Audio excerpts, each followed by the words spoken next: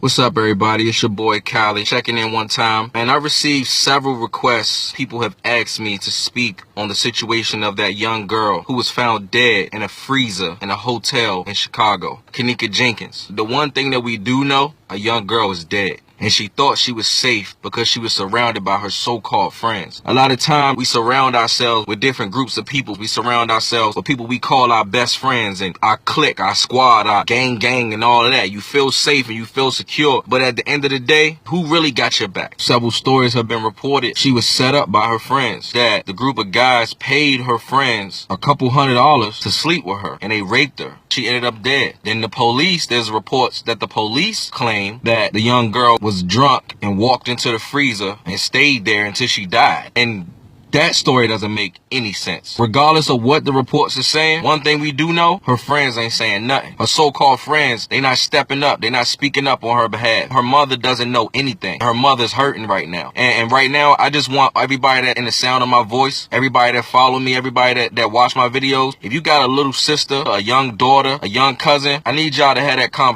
this conversation with them and let them know you gotta watch the company you keep. People ain't real. These people, they claim they're your bro, they claim they're your sister, they will set you up. I know. I've been set up by the people that's closest to me. People try to get me locked up. I was facing 10 years in jail by somebody that's close to me that try to set me up. So if anybody talking to you about friends and family ain't what they saying they is, it's me. Jealousy is real. People will plot on you. Y'all moving in a group of 10 to 10 of y'all, only one of them is really your friend, really down for you. And in some cases, none of them are. When I was younger, you know, a lot of times we don't listen to our parents. They got advice for us, and we don't listen to them. My mom always told me, you know, be careful riding in cars with your friends and getting in the cars and y'all going places and stuff like that. And I'm young, I'm thinking, man, I'm just trying to go to the mall. But she used to say, you know what? If one of your friends got a gun in that car and the police pull y'all over and find that gun, all y'all going to jail. That's it. You gonna face the consequences. And you could have avoided that by simply not even going. Those kids had no business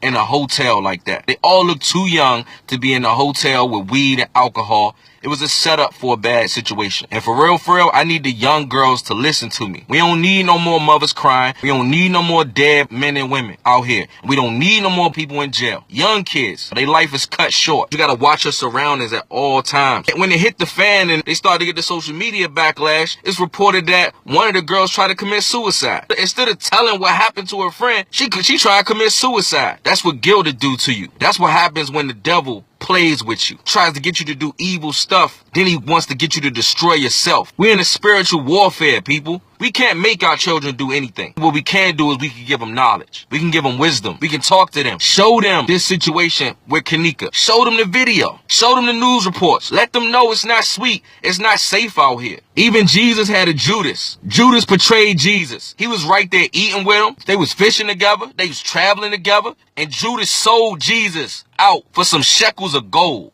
for money. They did the same thing to Kenneka Jenkins, man. Even Peter in the Bible, Peter was Jesus' right-hand man. He was right there with Jesus. He was the rowdy one. And Jesus told him, you gonna deny me 3 times. Peter was like, nah, I would never do that. Somebody in the crowd, they saw Peter. They was like, Peter, don't you be with Jesus? And Peter was like, nah, I don't know. Who that? But that was his man. That was his boy. He would never betray him. And man, that's all I gotta say, man. Spread love, man. Pray for the people of Chicago. It's a war zone in Chicago. Pray for the young people of Chicago, man. I ask that y'all lift the families up in your prayers. It's Kali. Keeping it 100, always. Somebody gotta do it.